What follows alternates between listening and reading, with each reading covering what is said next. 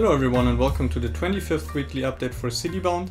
This week we worked on neighboring city connections and the whole economy more generally.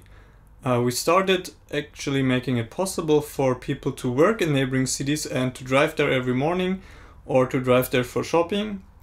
And working on this made me think about the whole economy in the game, as I said, more generally. How I want to balance it, what problems with the current implementation are, and how I want to do things differently. So let's hop into the game, see what we implemented, how we realized neighboring city connections, and I'll share my results of my thinking on the economy so far.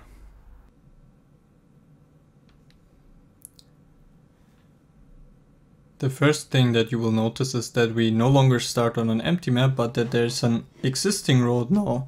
If we zoom out, we see that the road goes pretty much across the whole map. If we look at its endings, we see these white arrows on this end here and another one on the other end, representing connections to neighboring cities. Now, we did have neighboring cities before, but now we completely re-implemented them in a different way, because now they are implemented almost like fake huge businesses. And these white arrows that you saw are in fact fake buildings. We did that so we can reuse the code we used for normal buildings and businesses, which means that people can already have a job in a neighboring city or go shopping in a neighboring city, because to them it's just like another business that is just at the very edge of the map. The neighboring cities still produce these initial demands that you can see here, which we can use to bootstrap our city. So as you can see, there is demands for work and services, which results in construction demands for residential and offices. So let's start by just zoning some residential and see the city grow based on this initial demand.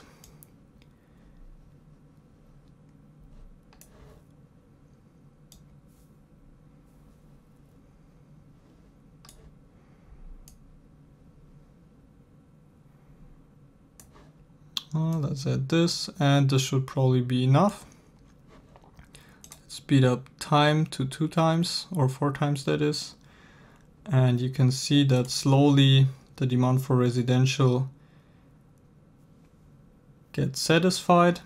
And you can see that people, even though we don't have any businesses in our town, are leaving for their jobs or to go shopping to our neighboring towns. You can see everything fluctuate a little bit. I will talk about that in detail in a second. But first, let's just watch the rough demand. You can see that the demand for work pretty much stays negative now. We've satisfied all the demand of our neighboring cities, and our towns pretty much stopped growing. But of course, our residents created new demands locally for food product and service vendors. So if we now zone some commercial area and allow shops and offices to appear locally, they will of course generate new demand for work again, which will lead to more people moving into the city.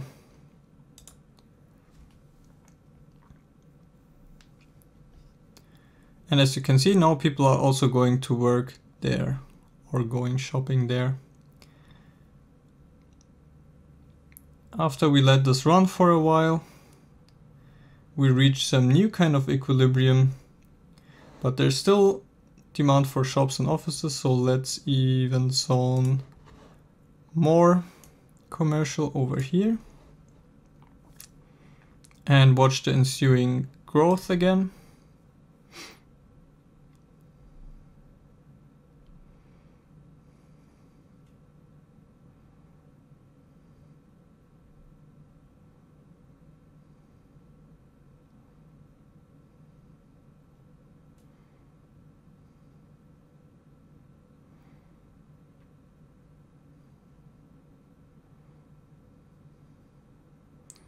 Now we've pretty much satisfied our demands for shops and offices, but you can see that now we have slight production demands for food and products, resulting in construction demands for farms and factories.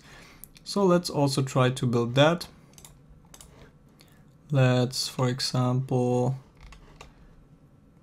extend this road here and create a factory and some place for farms.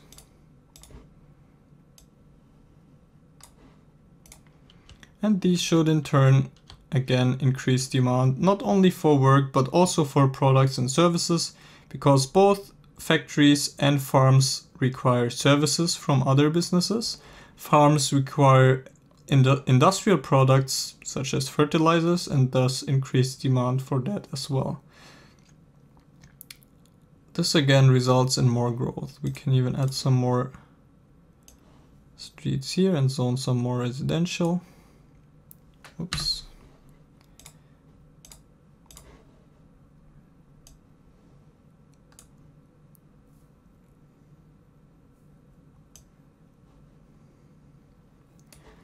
We also need some more space for commercial.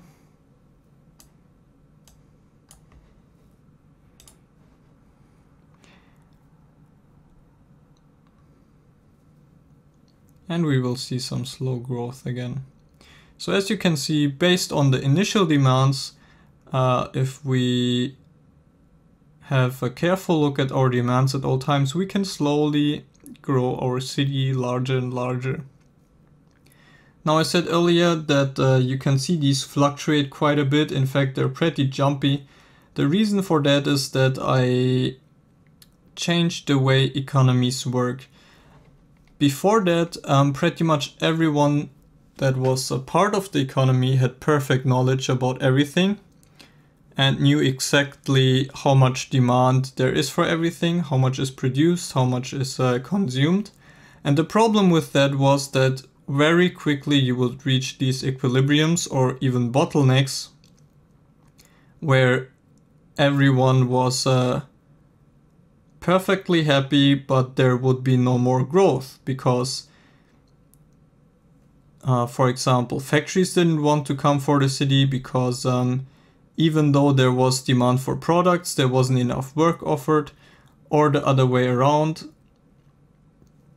There was demand for work, but people didn't want to come to the city because the other demands weren't fulfilled for them. And the problem with this was, or the part that was unrealistic, was that again everyone had perfect knowledge. Of course, in the real world it doesn't work this way. There are two additional things to keep in mind. One is imperfect knowledge, that people actually try to only have rough estimates of the demands and production rates. And the second is that there's actually speculation and people will invest into what they think will happen in the future. And for this update, I implemented imperfect knowledge, and this is kind of what you can see here. These graphs actually don't show you the perfect demand, but they fluctuate randomly, and this leads to some random growth that almost works like speculation even, because of course the city will only grow if they accidentally overestimate demand, but it won't grow if it underestimates demand. So just from this fact that you now have a little bit of imperfect knowledge, you get new kinds of growth. I didn't really implement speculation yet, only construction incorporates some kind of speculation. Also keep in mind that this fluctuation looks a little more extreme than it actually is. The factor that I used for the imperfect knowledge is only a few percent, but since these demand bars here are on a logarithmic scale, even small fluctuations can look very big. So yeah, these are some of the ideas I had about economy and some of the first experiments I did with that. Now with this imperfect knowledge, it became actually much easier to balance the economy and to get something working. So now balancing the parameters won't be as hard anymore. But I will of course continue to experiment and think about that. Alright, so that's all for today. We will likely continue working on the economy because it is very central to the way the game progression kind of works, and getting the balance at least somewhat right really will make or break the game. So we will continue working on that in this week's live streams, and let me use this opportunity to make an announcement, and that is that there won't be a live stream on Saturday this week because I will be gone the whole weekend, but on Thursday there will be one, and as I said, we will work on economy again. So I hope you enjoyed today's video. As always, please leave me your comments and feedback down below in the comment section or wherever else I posted this. Have a very nice week and see you all again next Tuesday.